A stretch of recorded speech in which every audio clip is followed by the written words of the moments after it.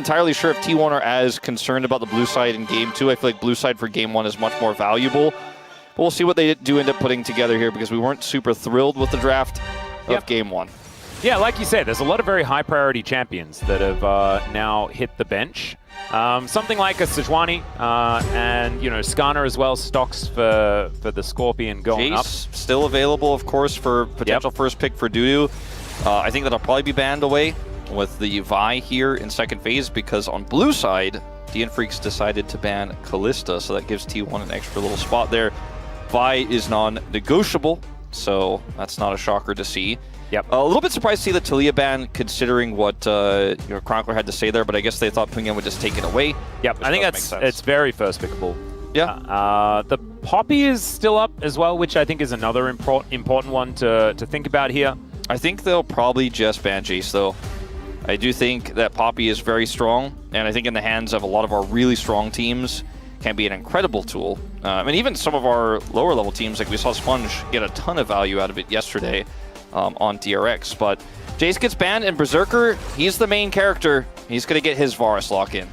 All right, let's see what they can actually do with this Varus pick. Of course, very, very strong, like you say, but does now give T1 a lot of opportunity to take a 1-2 punch in response. Could just be a bottom lane that they take away. You can see a bit of a grin on Oner's face there as well. I wonder what he is considering. Yeah, I mean, he might be thinking about the Skarner pick here.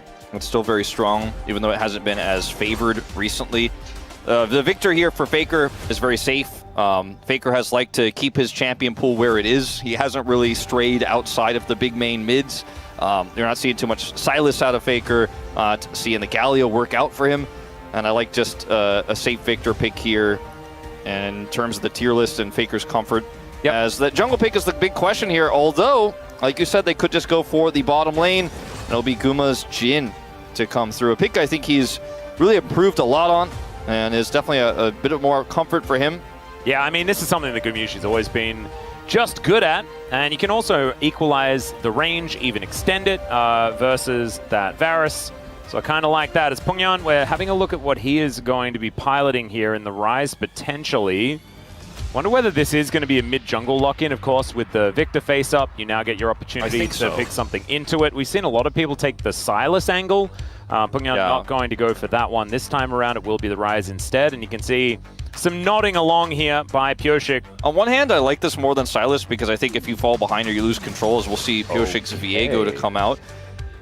More on that later, but what I do like about this Rise is it gives you side lane power, it gives you a lot of agency even if you're behind, but it's going to require coordination to use its full potential, and that is where DNFreaks have not really been at their best, as this is a flex pick of this Pantheon. Will likely be jungle, but it is still open-ended how they want to play this one out, so that's a cool little boon for them. I was kind of hoping that it was going to be triple flex Poppy instead in third rotation there, because it would have kind of been okay in the jungle matchup. You don't know what the top lane matchup is yet, but it could be that Dudu takes something that's a little bit poppyable, like a Jax. And Keria is also always able to play it. I think now should definitely get banned away. Do you think so? I wonder if there's any interest in trying to isolate Doran more in this top lane. As they'll ban Elise here, so also expecting that is going to be jungle Pantheon. And that could be one of the champs that could give you issues in the bottom lane. But I feel like with Varus and any ranged champion, and even with most melees, you feel pretty good into the Elise. But they're scared of Keria's Elise here. Yep. I think it's a fair ban. Not the best necessarily, but not a bad one. See what this final ban is going to be here. So banning the Mbessa away. I actually thought that we'd be more likely to see a Gnar ban. I just feel like Dudu's about to play Gnar. That's where my waters are at. Yeah, because it's just super safe, and you need that safety. The draft that also scales really well, has already the Rise for side lane power. I'm kind of with you on that one. Where's the Poppy ban? I don't think they should get Poppy. I don't know if you want to play Poppy into Varus necessarily. So I guess maybe they're assuming they're not willing to pick support Poppy, which is probably what it would be, given the fact that the support Pantheon hasn't necessarily worked out so well.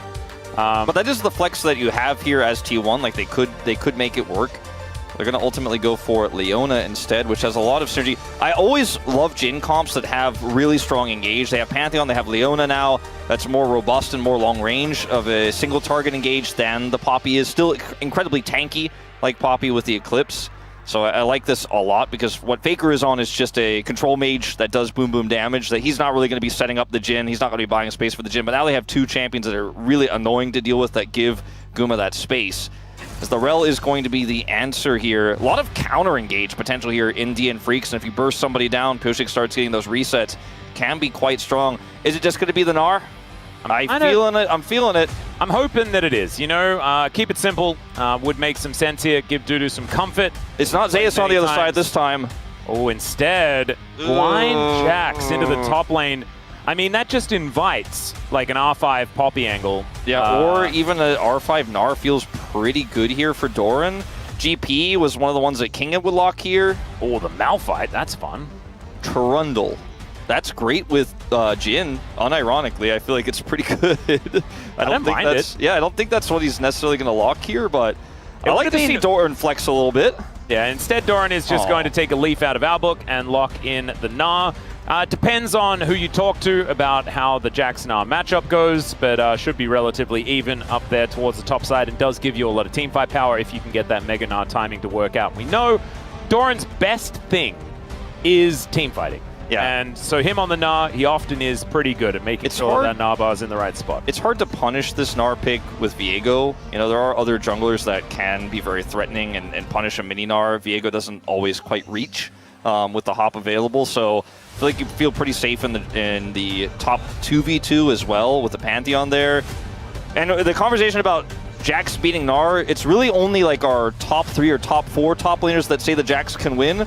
And I would not really be putting Dudu in that quadrant at the moment. And what could have been a safe, difficult to counter Gnar pick, very difficult to punish by T1, is now this Jax that can be incredibly difficult to deal with in sides later on, absolutely, and can be a big threat for the Jhin. There's just so many other tools to buy space and to lock that Jax down, and then the top lane matchup is going to be tough as they are praying. Oh, yeah. It says, if you win today, I'll forgive you for everything.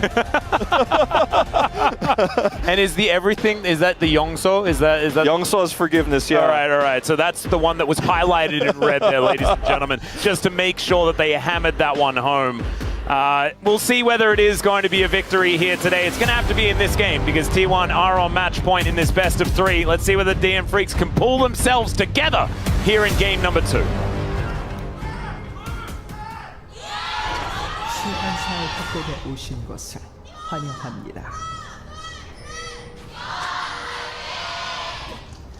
All right, here we are, ladies and gentlemen, onto the Rift for the second game of the series. I'm expecting the DN Freak's going to look kind of okay for the first 10 minutes. That's my really aggressive take. Yeah, a little out there. I know. I'm known to really go out on a limb. I mean, look, for the true DNF doomers out there, because there are a lot of them because they're 0 and 8. Oh no, not the Troomers. They're not seeing, because they're too blind by their anger at the 08. They can't actually see the stable laning phase. But you and I see it, okay? Like, you and I know, like, you and I both knew as well when they had some pretty big leads in that game. We're like, well, let's see how this ends, because I'm not confident. But the laning is never really where disaster strikes. I'm not saying it's never happened, but it usually doesn't happen in the laning phase. You know, we're not seeing Berserker getting owned in the 2v2, even though Life had some weak performances in LCK Cup. We're not seeing Dudu getting solo killed every game. You know, it's Punyan and before him, Bulldog, having fine mid lane matchups. You know, it's just what happens when we get out. And I have a broken record on this, but it just, DNF keep being a broken record. So as a commentator, sometimes you just have to keep saying it. I hope we don't have to say it for the whole year, but something has to change for us to stop. You will get a lot of practice saying it though, so at least you get really good at saying it. So there's that. Like we were talking about, some okay laning. As Gumayusi going to be able to clear up that last minion, but Berserker pretty comfortable here as he's sort of stuck in a 1v1, as that was a little cute there from Life. Love tap and then crash away.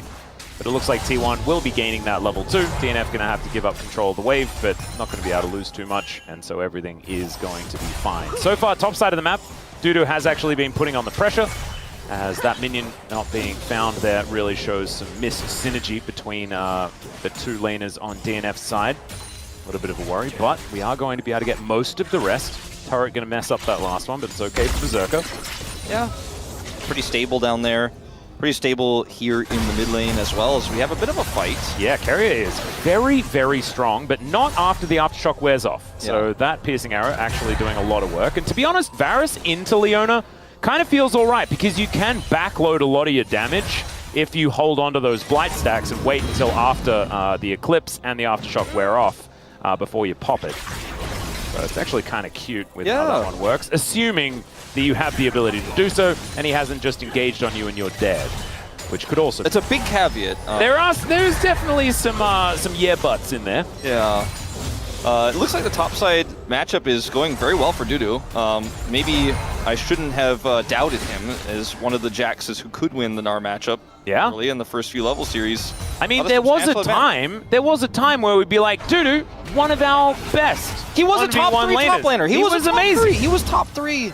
He was. Well, now he's also going to get some attention from his jungler. Pyosik going to be walking over a ward here, though, as Oner does cancel that back. Ward goes in, Pyosik goes out, information gathered, and it looks like Dudu is just going to be able to shove that wave in and go for a little bit of a reset. So that's a great start to this lane for the Jax. As Pungyan going to be spotted there by the ward Faker just put down, so he's going to be a little delayed on his reset. No harm, no foul. It's a little scary, even though they have a lot of ward coverage. I'm like, I'm going to walk a little bit more left before I channel this recall. If Faker stopped me there, Oner might be lurking, but a lot of information will finally channel that back. Faker, full health is, here we go. Bit of an exchange again.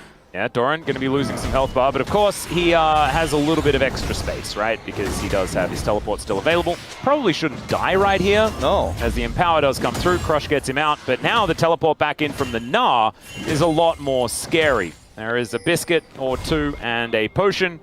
But you can see Dudu already going to have to go for a reset here. If the Mega Gnar wants to interact with you like that before he has items, like you're winning the trade, because he's in melee with you as Jax, he can't space you. But if you use teleport, he didn't. Then you win the trade, but are you really winning when Doran shows up with full HP in the bottom lane and you have to walk? It also is kind of cute, right? Because they kind of faked a potential... No, never mind. It was Doran actually starting off the lane swap, so Dudu actually just going to change his mind, walk over towards the bottom side, gets that wave shoved in, evens out the CS quite nicely as the Rune Prison is pretty good there from Pungyan, but not going to land the follow-up Q. That was just a good lead here for T1 in terms of the tempo, and you know, Dudu had a nice little exchange there with Doran, but ultimately it doesn't matter too much here as he had teleport disadvantage, but still remains even in farm. Ooh, Pyosik. Seeing what he can get done on this top side. Oner's Pantheon has been another one of his good champions. Like the Xin and the Pantheon have been just so amazing. He likes it when the enemies can't hurt him when he presses a button. Yeah, he does seem to utilize those buttons relatively well. You should play Gwen jungle. Throw it in here. It's a fair bit of damage onto Gumayusi, as we can see. Captive Audience going to connect there as Doran going aggressive. Does have level 6, but the Wallop not going to land, and he just used the ulti on the Jax a few moments prior as Pungyan, I think, loses out on that trade. The Chaos Storm going to get redirected towards the minions. Pyosik starting off these grubs, might be able to get that first one pretty comfortably. Let's see whether they can get more. Yeah, he wants to get it without smiting, of course. The top trade going so well for Berserker, actually hitting all that damage on the Guma really allows for this to happen here for Pyosik, so he's feeling very good about this. In fact, should be able to secure 2 at least. Yeah, nicely done. For the second, and see, Oner is already heading down, so Pyosik knows he can commit to this third grub here, and I don't think there's going to be any punish whatsoever on the top side. As Pungyan remembered that his ultimate was not a combat ultimate and did end up losing out to Faker, but got his ult in exchange. Yep. Dudu probably should know that there's a likely jungler towards his bottom side, as he's going to have to leap strike his way over, and all right, that'll do it. He's just fine. Nice timing on that. Yep, I guess he just knew that he wasn't in any danger as the Ignite already down onto Gumayusi. He's going to flash. This dive is dangerous, but still able to pick it up. Life just deciding that he's going to have to sacrifice himself as Keria gets another kill. And Berserker not going to be able to challenge him for that one. So that, I would say, ladies and gentlemen, is a disaster. Yeah, on one hand, I get it, because you saw the enemy jungler on the bottom side of the map. Yeah. So he wasn't there. On the other hand, that's a Leona. Yeah. So, and that's a turret, and they ramp, and you know. And I think Life actually played it as best he could, right? Like he picks up the turret aggro, and you know they make sure that they can still take down Gumayusi after the flash. But then, yes, he dies. And then the wave is thin. The wave is thin, so the turret is still coming in. So Faker, sorry, not Faker. Keria does commit the flash there, which is one trade back. It's also 2 kills to a Leona now in this game, so that's not where you want the gold necessarily. But the kill didn't go to Berserker. I think Pioshik picking up the kill isn't the worst because he is playing Viego, but Berserker is the main character, let's be real. Yep. I think DNF fans were hoping that was going to be his pickup there, and I think that was the game plan with the gank, but... I mean, I think actually the kill going to Pioshik is much better. I understand the thought process completely, but you're not a champion if you're Viego and you're not a threat. So. I do agree with you in terms of what Viego is supposed to do, but nameplates on, I'm concerned. Yeah. There's that Paperman conversation that you coined, of course. That does turn into a bit of a problematic situation. Faker dodged basically every Q, which is pretty impressive. Doran finding the combo onto Dudu here towards the bottom side. Faker demonstrating that, you know, in his champion pool that he plays this season, which is somewhat small, he has great mastery. Oh, yeah. And he has great mastery over a lot of champions, as we know. He's been playing this game a while.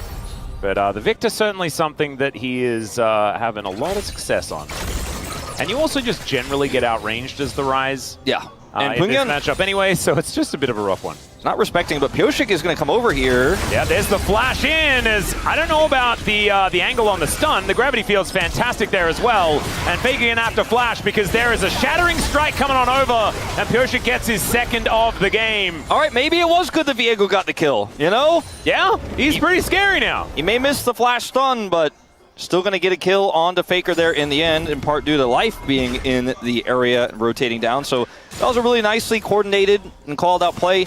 We saw a few more moments like this in the LCK Cup, you know? Like we saw DNF do a lot of this with Bulldog where they're baiting and setting up for something, you know, Pioshik shows up or Life shows up and they end up getting these exchanges. Pioshik missing here gives Faker the confidence that he can flash away, but Life is also here. So ultimately he still goes down, tries to look for a trade kill, but doesn't find it. Using his flash on the play, really important here because this Victor is now very immobile and very at risk of a follow-up gank of any kind. And that's also the reward that DNF got by holding all of their flashes on the top side of the map, right? Like, Life could have flashed out of turret range. That would have made sure that it was Pioshik that died. Pioshik could have flashed to try and get his way out after the Heartbreaker, but I think the turret shot was even in the air. But they didn't have to use any of them, right? So Pioshik gets to use it in that fight. Obviously, the flash looked a little comical, but it was because Faker walked forward. Yeah. And that means he's dead anyway. So DNF setting up for these plays quite nicely. Life, of course, his position fantastic there, but T1's still going to be able to get themselves the first dragon of the game. And next one going to be a Chemtech, so no back-to-back Chemtech souls, which we like to see, as Doran's spacing there pretty nice into the Counter-Strike. See a small lead here for Berserker. Pioshik looking for more grubs here. They have full control over this pit. Faker doesn't have his flash. I don't think he's going to come down. They're going to look for a bottom play here instead onto Dudu. Yeah. The Gnar stun into the turret, and Dudu does manage to at least get the Counter-Strike back as he throws down the ulti. Doran will need to pick up turret aggro, but I think that was a level up for Dudu. Look at him, eating through these cookies, feeling a whole lot better, but still, he's going to get taken down. Nice little hop to get Doran out of there, and it was a good attempt. Yeah, it was nicely played there from Dudu. Really nice flash timing. Bought a lot of time, but now they need to make something happen here top side. They do end up with 6 grubs here, but I think they want a little bit more. Turret plate gold will feel nice, but I just don't think they can actually get anything done with Keria up here top side. This is going to be feats of strength if Doran is able to take down this turret. And so far, you know, there's no answer. Dudu does not have teleport. If he clears this next wave, he might actually be able to get it. As Dudu has, of course, flash and Counter-Strike and waits until the last possible second here. Doran is backing away, thinking, okay, I need to drop this turret aggro. And then on the second dive, obviously, Doran just needs to pick this one up, so needs to play it very carefully, and that he does. Picks up the aggro before Oner. Oner secures the kill.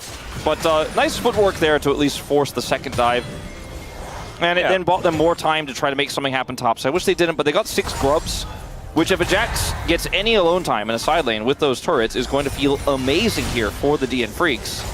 Also a pretty fast pushing Rise as well. Will feel really happy if he's left alone in the side lane. Just ask BDD. Deadly Flourish coming on down here as Gumayusi with a lot of damage onto Berserker. And now the curtains have been called. Let's see how the do-si-do goes here for Berserker as Solar Flare goes wide. That's a lot of ultis going in directions that they didn't really want to go. But still, that is a lot of pressure onto the DN Freaks AD carry. Doran still realizing that things are a little bit difficult here in the 1v1 as there's the Magnus Storm. He tries to get himself out. Heartbreaker comes forward. There is the Grand Skyfall and Dudu goes down once again. Doran is still alive and Pyoshik's on the wrong side of the map.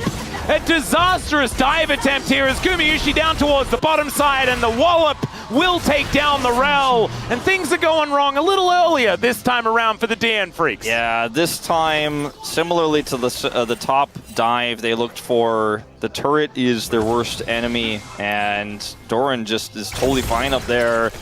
And unlike the last time, they don't end up finding any success with their plays. Punyan is now also 100% dead. Yeah, the Realm Warp, an immediate Chaos Storm interruption as Punyan realizes that he may as well try and clear the wave. And he does do that. He is surviving for quite some time, but that's another gravity field actually in the same little skirmish. Yeah. Kind of cute. Dudu down towards his bottom side will be able to at least save the sliver of health on this turret. Let's have a look at this fight one more time. Has Flash.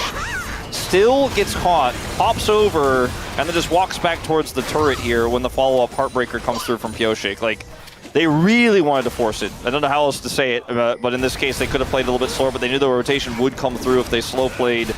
And they just felt really priced into that. I don't know if they should have, but ultimately that decision really backfiring. Because if they get him with 6 grubs, that turret's gone. You know, you deny that part of Feats of Strength for T1, who have the Feats of Warfare already unlocked. Like, it would have been a really nice play, but just not quite enough damage there, not quickly enough. And Doran handles it really well, hops, and then goes back towards the turret correctly instead of running top, which would have actually meant his demise.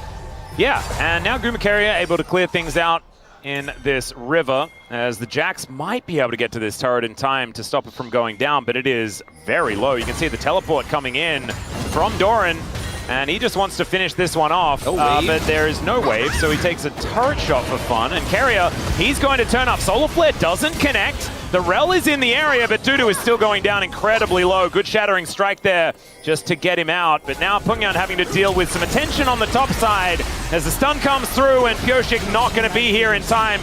Just elects to get himself stunned as they take down the Rise yet again. And that's Feats of Strength with the turret going down bottom side here. It's a very, you know, it's a moment you can zoom out and be like, all right, where is everyone on the map? And Pyoshik is neither defending, you know, his mid laner who's top side, nor is he defending the turret they committed a teleport for. Or actually, no, it was not a teleport they committed there, so my bad on that one. I thought they did actually commit to try to save that turret. But teleport-wise, Doran who commits in, and then they take it with Keria's help. But that's one thing that didn't go as badly as I thought here for DNF, but still end up losing out on both sides of the map. And that shouldn't be happening even with the lead that T1 has. Now the lead's even bigger. Now they have Feats of Strength. No, it's absolutely absurd. And it's a 4-0 Pantheon as well. It's the fact that the best performing player on T1 now has a gigantic lead. Yeah. It's such a frustrating game to play out here, as it looks like DNF will at least get this Dragon back, trade it for a 1-for-1. We'll see what the Soul is, as it's not going to be Chemtech 2 games in a row, so at least that's a thumbs up for me, but yep, it's going to be a Mountain Soul. Okay. But Faker's going to be taking down this outer turret. I mean, this is 6 grubs for DNF. And they're losing structures all over the map. If you can't hit the turrets, they don't really end up getting much value, do they? Yeah, this is the problem with the grub situation. Sort of, it's a bit of a win more scenario. And we remember the early stats for the 6 grubs. It was, what, 30% win rate or something like that? I think it was even worse. It was definitely very low. But it usually means that the enemy team got something out of the 6 grubs you took, and that's exactly what T1 did. And winning on both sides of the map for T1, and then, okay, you got the Dragon, but Faker got a turret. You know, these are the kind of trades you want to take as T1 when you're already up a Dragon, so losing a Chemtech solo Dragon to be tied in Drakes isn't really an issue for you. Now they have Cryo on this Rift Herald. We'll see a teleport here from Punyan, and this may be the last stand here, the last fight for DNF. Yep, Life is just going to move in, already down to half health as a teleport from the Jax to deliver him to the middle of this fight. It's going to be an honest 5v5 as Faker makes his way down. Boomerang value actually quite high there as the Black Magnus Storm comes in from Life. They're going to see whether they can get the first kill in this fight. It's so important. The transformation is fantastic, but the first kill, it was T1's, and they line it up with a couple more as well. Now the curtains are being called. The Grand Starfall comes down, and Berserker, I don't think he's winning this battle against Oner as Oner may actually get taken out here as Punyan's over the wall, but instead he just flashes his way out of there. And T1, they only sacrifice Doran and they take everything. Yeah, Doran also played the fight out incredibly well. You mentioned the transformation and tanked so much in the early part of the fight. No resets for Pyosik, no angle to pop off on this Viego. And that's a Herald getting a charge here in mid, and they're looking for even more. Yeah, Life. Underneath this turret, they do manage to get the secondary charge from Shelly before she does go down, as Pungyan desperately trying to deal with the wave. He does manage to do that as Faker takes a couple of turret shots, but this gravity field plus deadly flourish combination that T1 are using just looks very difficult to deal with. It's super frustrating. T1 prove again that they're super good at objective setup and team fights. And this is just one of those fights where, as DNF, you feel like you just can't give up everything. You can't give up literally every objective that aren't grubs. Solar Flare as well. Solar Flare's clean. Doran's transformation just locks Dudu in place, and he goes down. And unfortunately, Viego, no ability to transform, no kills, no resets until Doran dies, and the fight is already over. And then Oner here is just so far ahead on this Pantheon, he doesn't care. Cares a little bit about that Q to come through from Pungyan does ultimately flash away, even though it was a funny angle. But like, it's just these types of fights that remind you that T1 is a world-class, defending world champion back-to-back team. And you give them a small angle, you give them control over an objective, and you try to just force the fight there, they win those. Yeah, and now it's a 7.5 thousand gold lead, and something that DNF have not been able to handle against any other team in the LCK, and this team is called T1, and they have themselves in a really good spot. 5-0-3 for this Pantheon. I have a feeling I understand where POM may be projected to go. Yeah, I think it might starfall right into my Palm selection paper over here. Yeah, there we go. Oh, that could even be a Palm comment right there, or a Palmet. Good point. Palmet is so sick. That's a very good one. As Keria doesn't quite find the ulti onto Life. Just gets himself out. I mean, now T1 with this Jhin comp can really do no wrong. I mean, they can take any angle they want. And Pantheon goes in, 2 items, 5 kills, and Guma just presses R and follows up from so far away. There's just never going to be a punish. There's never going to be an angle, unless there's a flanking Jax, but T1 have all the angles covered. Look at the ward control, the vision control, the Jhin traps everywhere. Yeah, there's not a lot of options here for the DN Freaks. You know, captive audience can be quite useful for a lot of different things, but I'm not captivated right now here by DNF Freaks. Yeah, and I think the DNF audience, that was the section that we're on right now, is also not feeling captivated by the state of the game. And this is a reminder to everyone, they've won 3 games this season, and a loss here would be the 09 round robin, the winless one. And that's not what DNF wanted today. With a slumping T1, perhaps coming in mindset was good, but they just got outplayed by the team fighting and objective control that T1 has become world-renowned for. Pungyan. Here's a bit of aggression as Keria does find the Zenith Blade. Flash out, and that's good respect to be shown there, but still they get a key summoner spell from this Rise. Doran, that was a bit silly, but who cares? He can do whatever he likes here on this bottom side of the map, just keeping the pressure up. Next Dragon is coming up in a couple of seconds, but it looks like this Arakan is what T1 want to look towards. Vision is there for the DN Freaks. Yeah, Dudu does have teleport. Pungyan has Realm Orb. And I said that last Hail Mary was going to be their last chance, but maybe there is a potential angle here. Life, no flash, though, to engage. This is going to be so tricky, and they're very split.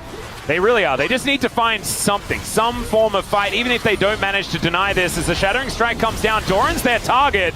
They throw Pyosik just towards the rest of the team. And Oner just left there to deal with this Arakan. Very happily does so because he's under no threat. As, was that a potential Realm Warp angle? It was not. I don't think so. And there's no angle to get flowers either. And so petals galore here. Is that going to be a 3-level advantage for Faker in mid? No, not quite. Might be very close to. Oh goodness me, that is not a lot of fun. Not one turret has been taken here by the DN Freaks. Yeah, and it's just that type of fight, you know, where once Life is seen, and they know he doesn't have flash because they're tracking his timer. He has it now, but he didn't then. They're just like, okay, well, Doran, you just deal with that. We just hold the choke point, and Oner solos the objective, and there's no angle for DNF. There's just absolutely no way in. And then they take the Arakan and walk away. It was just, you know, it was not that interesting in terms of the actual fight breaking out and kills going over, but in terms of technical league play, it was about as technical as it gets by T1. It's not leaving any openings. Yeah, look at this. This is Doran just playing back, understanding that he's the one that's under threat. He was showing on the map, and nothing that Pyosik could do, no angle to be found there. And in fact, he's able to stop these backs with that Crush Gnar combo. Now the Starfall comes in. Pyosik not going to be able to save this Rise, who had his flash removed earlier on. So that is just a very, very dead bald blue guy. You see the, preemptive angles there. Doran stops the backs. It looks like, oh, a bit of a whiff there from Doran. No, not true. He stops the backs, and then they have the Starfall follow-up. They isolate the Rise and take him out. As Duda will pick up some bounty gold here in the first turret of the game for them, but it's in trade for an inner. And T1, I don't think, are feeling too bad about it. With 6 grubs, though, Duda, if he gets enough time, might be able to take out a second one here. Yeah, if Faker's going to go respond. If we disable the minimap of T1, then maybe, if Dudu is ignored for long enough, he can get a wave towards the Nexus. Faker just comes over and says, well, that's the only turret you're going to take. And, okay. Well, Oner has found life, but there is, Life's kind of into that, as Berserker just going to throw a bunch of autos into, okay, does he just win this? Oh god, Oner is so scary. There is 990 gold going over to Pyosik once again as the Deadly Flourish comes down. Keria could be dead. The resets are starting to come in, but perhaps the curtains have now been called. Dudu going to soak one of them. Pyosik soaks another as he heartbreaks his way out. So that's all they're going to get. Still, I guess it's a sign of maybe an overstep on the T1 little side. Happy game, little Hanwha gaming right there. Yeah. Taking a little page out of the Hanwha playbook as Oner shakes his head on the player cam. I think he just was like, all right, well, I thought we actually, maybe we miscalculated, maybe he thought Faker had teleport or something, and he's like, oh, okay, I'll just hold him here. You come over here, and we'll clean up the fight. Still ends up getting an insane amount of value.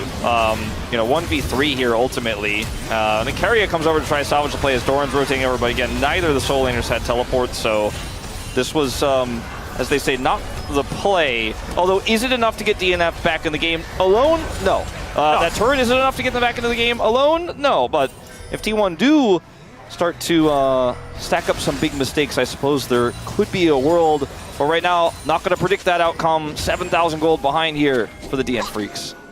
But it's only 250 gold in the AD carry position. True. That's all I got. That's where the cope ends, unfortunately.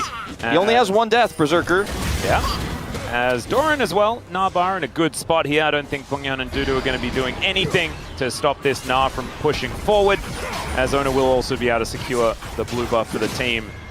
Bounties are up, and remember they were up when Dudu was able to take that outer turret. That might be why the gold lead has shrunk just a little bit. It's a little bit, obviously trading up in that fight too. Doran, 2 levels up. Yeah, Pungyan gonna have to at least put him in some runic prison. He does manage to do that. Area does have ult, so he might get interested. Yeah. Flash is back up here for Pungyan as Doran taking a lot of damage. Zenith Blade doesn't quite connect there as Keria is the one tanking, but Pungyan's still dead. Oh dear, the wallets be heavy. They certainly do, and with a very easy to set up follow-up there with the Leona tanking the turret. It's just as simple as that. And now Doran does have TP if he had to join this Baron fight. I don't think he's that interested, though. I think he just wants to push this bottom wave in and start to then threaten there. As Life and Pyosik do show up, but it might be too late. Faker pulls off 4K on the Baron, and I just don't think there's any in here. Nope, and Pyosik just backs away. They see the Chaos Storm, as we also see that we are indeed floating above Runeterra. Yeah, there was no real way. The Chaos Storm came down, Pyosik's like, I can't see in the storm, so I'm gonna have to leave. Teleport back down towards the bottom side. This is where Doran lives. He's got those upgraded shoes, 3 items, and like the third item for Dudu is a book. A silly little book. I mean, the third item for Doran is a Wit's End, but it actually makes a lot of sense into the Rise he's been laning into. Yep. And it basically just makes him immortal in team fights because he is also level 17. Oh my goodness. And Dudu's just, he's not really having fun. No. Life going to come on over and try and defend here as Pyosik as well, looking to try and put out fires where he can. It's a 4,000 gold lead in that top lane. As T1 look to siege this one out with their new Baron that they've put together. The Shattering Strike comes down once again. It's a very aggressive dive from Oner, who may actually get taken out here as Pyosik comes in. They do manage to get the kill on the Pantheon. The resets are starting to come in as Gumayusi could be in trouble. Pyosik is kind of scary, but it's Faker going absolute god mode here in the backline. Life going to be taken out. The death ray, my god, combined with the curtain call. T1 just say, yes, you do have a Viego, but unfortunately it's not enough. He's dead now. Through a team fight. Yep, and T1 with this wave coming through should be able to slowly end this game. Berserker looking for the outplay. Oh, does not get it. That's going to be another 300 over to Doran. Pungyan does manage to get that, but it is a very swift execution here by Gumayusi. And T1, 2-0 over the DN Freaks, and unfortunately, 3 games. The entire round robin, and unfortunately none of them were in the same series.